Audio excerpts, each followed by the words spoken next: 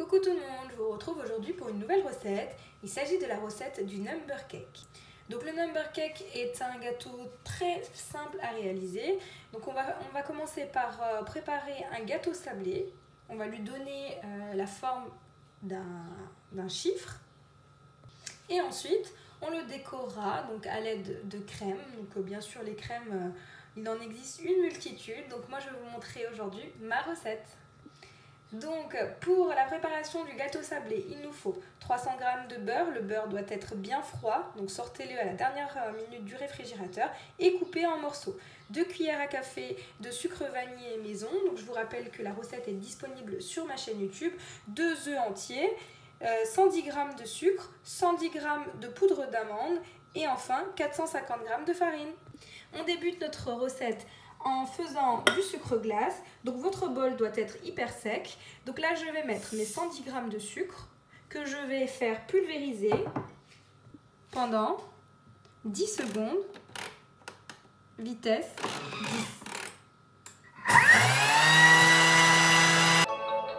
Et voici ce que j'obtiens.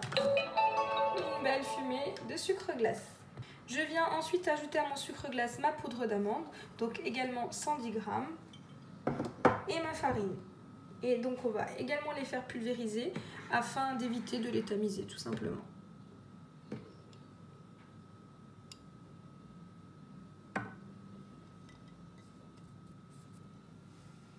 Voilà, et je programme également 10 secondes, vitesse 10. Donc ici l'idée c'est pas de faire chauffer la farine et la poudre d'amande qui lâcheront naturellement de l'huile. Donc ici on veut juste éviter de tamiser. Donc il faut que ça soit rapide. Voilà. Donc voici ce que j'obtiens. Donc comme vous voyez, c'est bien lisse. Donc je viens racler les parois du bol. Et maintenant, je vais ajouter mon sucre vanillé maison, que vous pouvez remplacer par 2 sachets de sucre vanillé industriel, que vous pouvez retrouver dans les commerces, avec 2 œufs entiers. Voilà. Et enfin, nos 300 g de beurre bien froid.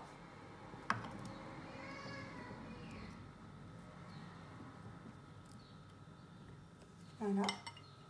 Voilà. Je refais mon couvercle et je programme pendant 1 minute.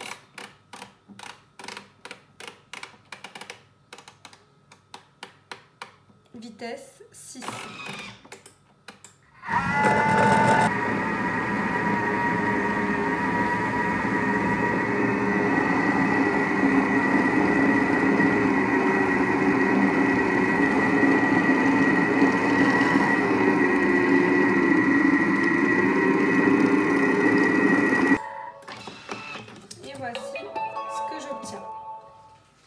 Donc petite suggestion, vous pouvez très bien remplacer le sucre vanillé par le zeste d'un citron si vous voulez donner un côté citronné à votre pâte sablée, ou bien même avec la vanille mettre le zeste du citron.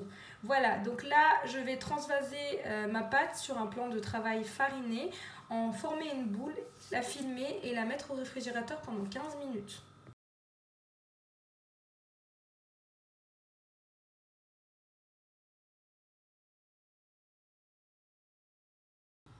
Et voici, ma pâte a été filmée.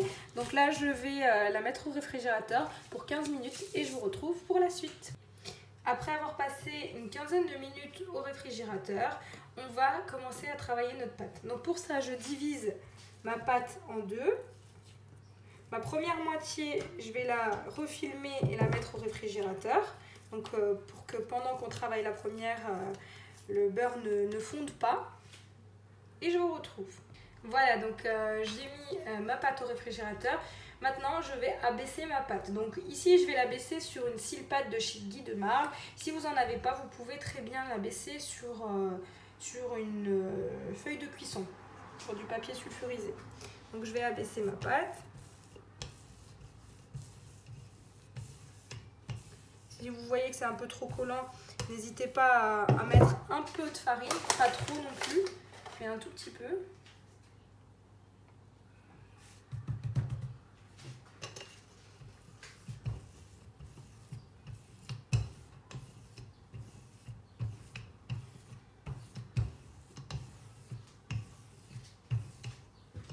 Voilà, on essaie de la baisser sur notre feuille.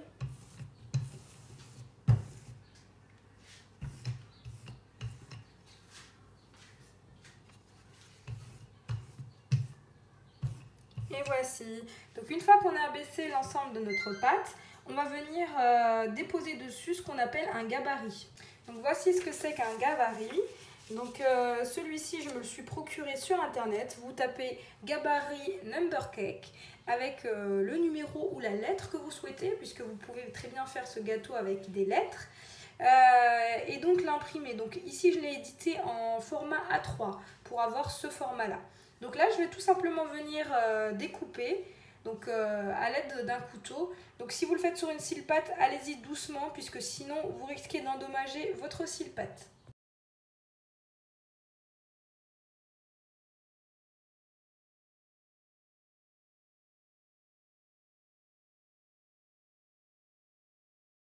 Et voici ce que j'obtiens. Donc je retire mon gabarit et voilà, on a un joli 2.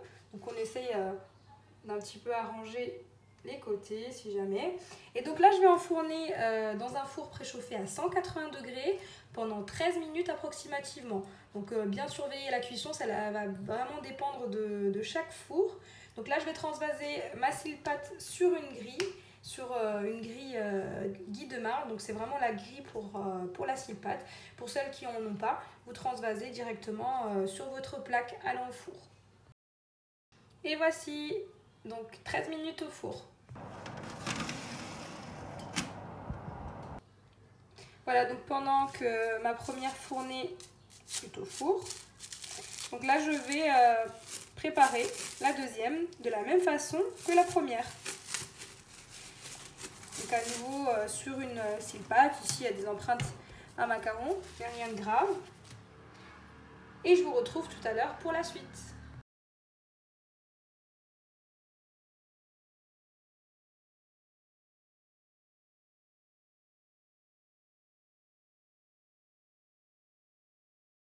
Et voici mon deuxième 2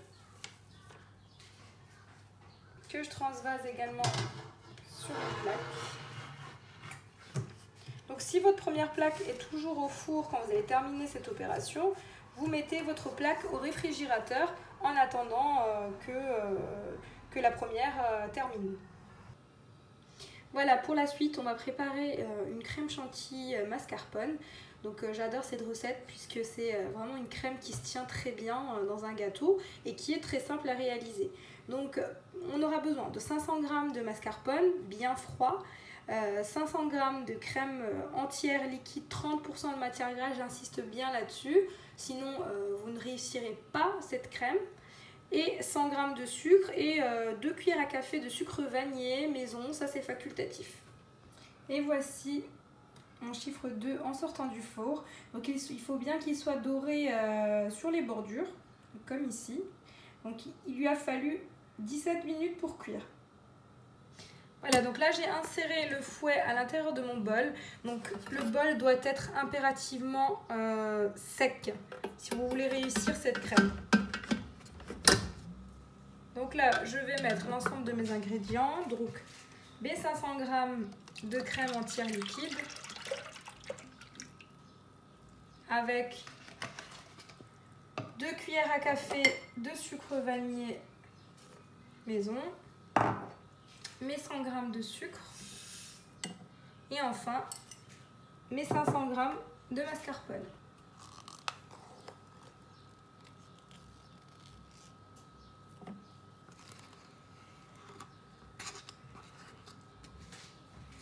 Ensuite, on referme notre bol avec notre gobelet doseur et on programme pendant 1 minute.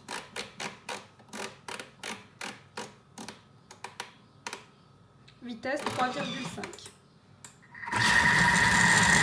Je vous laisse découvrir ce que j'obtiens. Donc je les ai obtenus en même pas 1 minute, en très exactement 34 secondes. Donc n'hésitez pas à arrêter de temps à autre votre Thermomix pour vérifier si votre crème est bien montée. Donc là, je vais refermer le bol et le mettre au réfrigérateur en attendant mes biscuits. Voilà pour la suite. Une fois que votre biscuit a refroidi, donc cette étape est très importante, il ne faut surtout pas manipuler votre biscuit encore tiède. Je vais le transvaser donc, sur un plat de service. Donc moi ici, j'ai pris un plateau en carton.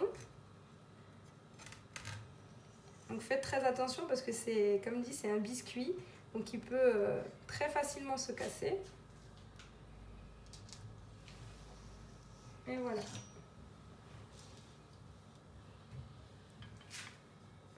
Voilà, donc pour la suite, on va venir garnir une poche à douille. Donc, comme vous le savez, j'utilise des poches à douille jetables assez rigides.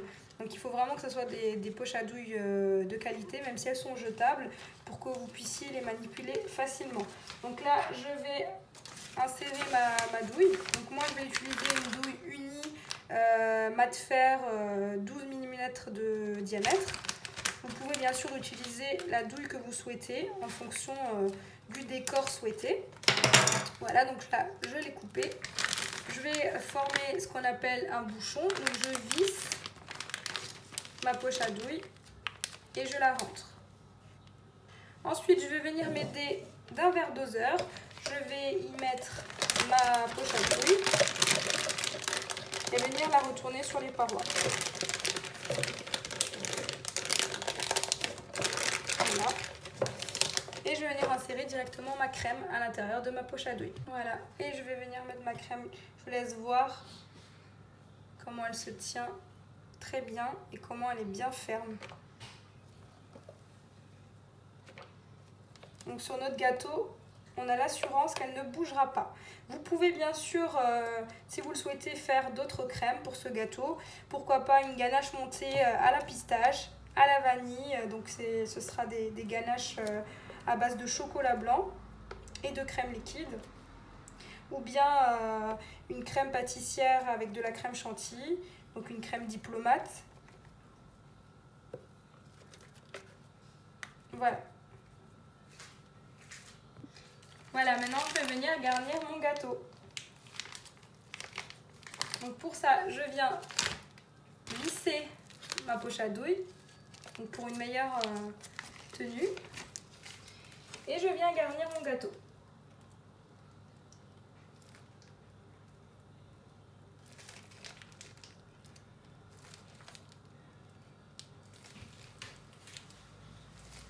Voilà, et je viens garnir sur l'ensemble de mon gâteau. Voilà, donc là j'ai garni l'ensemble de mon biscuit sur l'extérieur. Donc c'est vraiment important puisque c'est vraiment ce qu'on verra une fois qu'on aura posé notre deuxième étage. Et ensuite, je vais garnir l'intérieur de mon gâteau. Voilà, une fois cette étape terminée, je vais venir déposer mon autre gâteau, donc en le superposant pour avoir une parfaite symétrie. Donc, il faut juste faire très attention. Oups, voilà. Il s'est craqué, bon c'est pas grave. De toute façon, il sera masqué par la crème.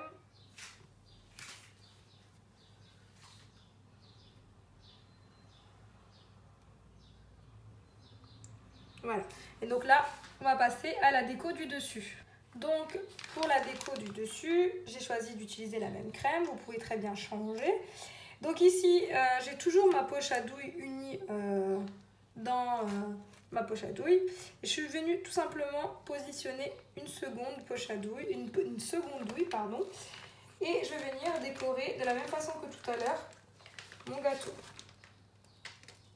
Sauf que celle-ci, vous voyez, elle est un peu plus décorée. Et pareil que tout à l'heure, je vais commencer par décorer l'extérieur de mon gâteau. Voilà, et je vais faire ça sur l'ensemble du gâteau. Voilà, dans ma poche à douille, je n'avais plus de crème. Donc je viens tout simplement prendre la crème qui me restait dans le bol. Et je viens la mettre à l'intérieur de ma poche à douille. De la même façon que tout à l'heure.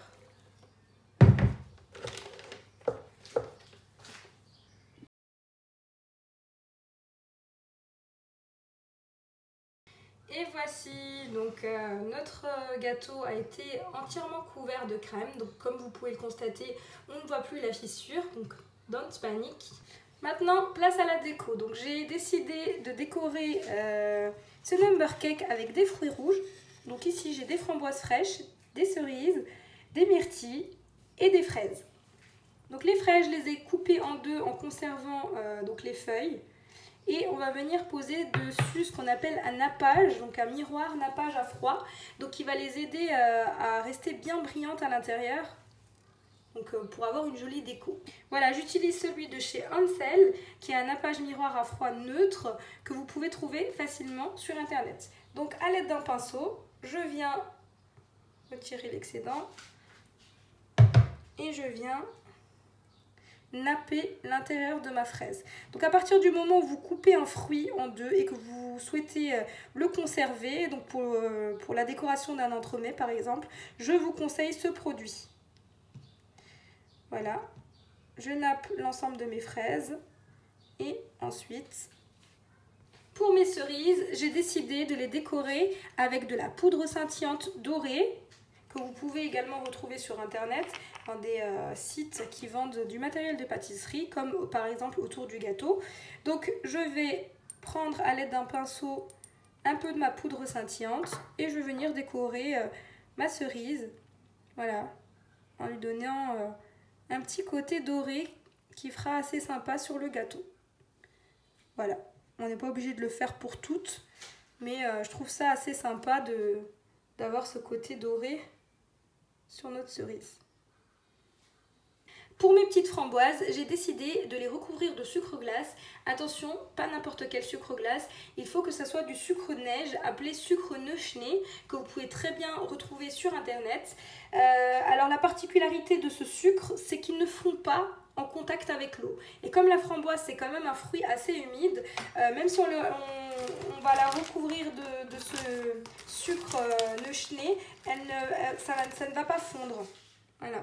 Donc à l'aide d'un petit chinois, je viens recouvrir mes petites framboises. Voilà. Et ensuite, il nous reste nos petites myrtilles. Pour mes petites myrtilles, j'ai décidé de les décorer avec de la poudre scintillante alimentaire argentée cette fois-ci. Voilà, pour apporter un petit côté argenté à ma petite myrtille. Voilà, j'espère que ces petites idées vous plaisent. N'hésitez pas à me laisser en commentaire si vous avez réalisé l'une de ces petites astuces qui peuvent vous inspirer pour d'autres gâteaux également. Et ensuite, pour finir, des petits macarons. Donc j'ai voulu casser un petit peu ce côté trop rouge avec des macarons rose fuchsia, donc puisqu'il s'agit d'un number cake pour une petite fille. Donc il s'agit de ma nièce Amel qui fête ses 2 ans. Donc j'ai voulu apporter une petite touche girly avec des macarons sur lesquels je vais venir écrire à l'aide d'un feutre alimentaire son prénom et son âge. Je trouve ça assez mignon. Voilà l'aperçu de l'écriture sur les macarons. Donc vous pouvez bien sûr dessiner des cœurs, des smileys et plein d'autres choses. Je vous rappelle par la même occasion que la recette des macarons est disponible sur ma chaîne YouTube. Donc passons à la déco. Donc bien sûr ça dépend vraiment de votre inspi. Donc franchement moi j'y vais un petit peu n'importe comment. Voilà. Et je décore ce number cake.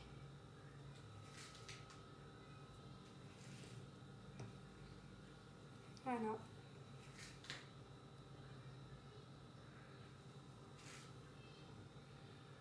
Qu'est-ce que j'ai pas mis? Une petite myrtille. Je vais également déposer des petites fleurs artificielles pour donner un petit côté fleuri.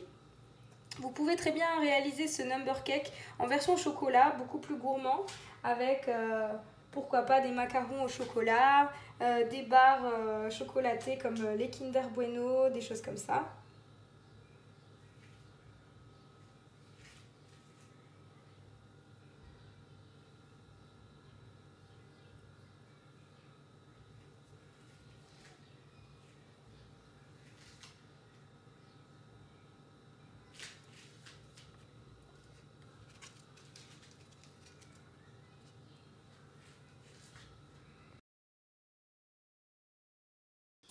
Et voilà ce que ça donne notre number cake une fois qu'il est décoré. Donc j'espère que vous avez aimé cette vidéo. N'hésitez pas à me laisser un commentaire et à vous abonner à ma chaîne. Et je vous dis à très vite. Pour ce gâteau, je vous recommande vivement de le mettre dans une boîte avant de le mettre au réfrigérateur puisqu'il comporte beaucoup de crème et est sujet à prendre les odeurs du réfrigérateur. Donc moi ici, je vais le mettre dans une boîte en carton.